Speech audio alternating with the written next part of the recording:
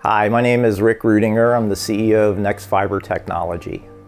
25 to 27 years ago, I was in the field as an Army infantry officer laying in an ambush site and wondered why can't there be better gear for the soldiers.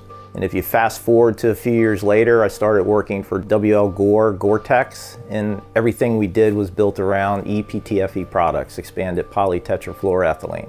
The one area that I recognized through my past experiences in textiles was the amazing properties of polytetrafluoroethylene and what that polymer can do when it's attached or bonded to polyester or nylon resins and yarns. What I believe people were undervaluing or not appreciating was the role of friction and its role in textiles. One of the big problems with textiles that's kind of misunderstood is heat management. So when you look at role of PTFE, it deals with both of moisture, it deals with vapor, it deals with friction, and it's an amazing polymer when it's used in yarn form or in sock construction. Well, a runner, if you think about the human body, we have between 2.6 and 4 million sweat glands in our body, and when you're running, sweat is going to migrate downhill. It's going to go down your torso, down your leg, and into your shoe. And that sock has got to have the ability to deal with tremendous kinetic friction and a tremendous amount of moisture and sweat. So when that fabric becomes very saturated or it's wetted out, it's going to create a higher contact angle, and that's one of the beauties of PTFE or Nano Glide, especially in a Thorlos sock, is going to cut down that friction. And that friction is going to come when that moisture is saturated that yarn, and PTFE, whether wet or dry, will cut down on that kinetic friction or contact angle. The bottom line is, on a 95-degree day with 100% humidity, you are going to be very sweaty.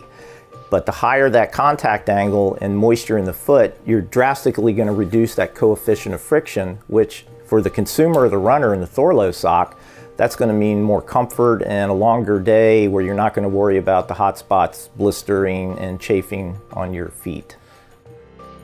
One of the amazing things that Thorlos was able to do in the construction of the sock was their team was able to use lighter weight deniers of yarn, and that created a sock that is lighter weight than their normal line.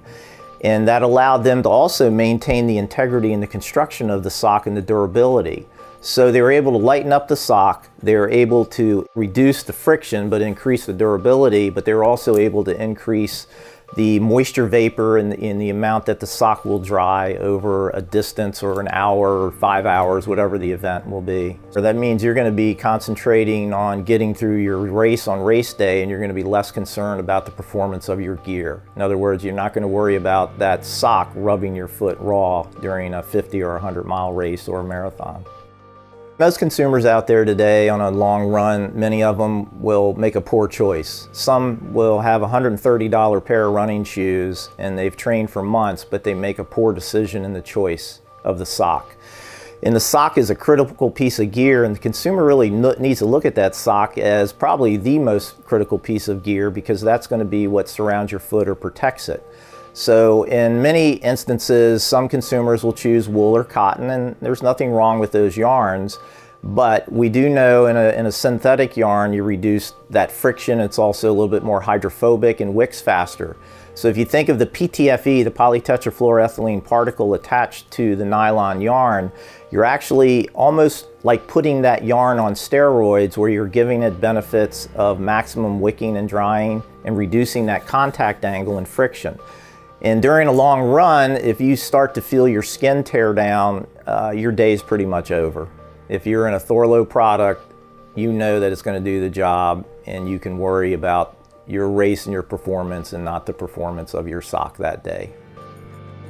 This is how I would describe Nano Glide. It's a friction-reducing, rapid wicking drying machine.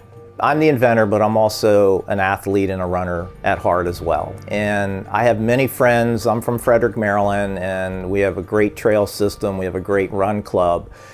And you know, one of the things that I always have to do when I look in the mirror and I look at my friends is I have to make sure that we have made a product that stands up to our high standards of QA, QC, We're very proud of the fact that our product's made in the United States of America. We're very proud that we do a lot of in vitro and in vivo testing in that product. So I know as a runner myself those benefits, but nothing's more rewarding than going out into your local community where athletes appreciate what you've done. And it's the same thing in a Thorlos product, because at the end of the day, the only person that really matters is the consumer. Has the consumer had a good experience? And what they were able to do with their new lightweight sock with PTFE Nano Glide in the heel and the toe is they were able to lighten that product up substantially for that elite athlete. And I don't mean only elite. Don't get me wrong. If you're a weekend warrior, that you're a runner, you need as much performance as the elite athlete.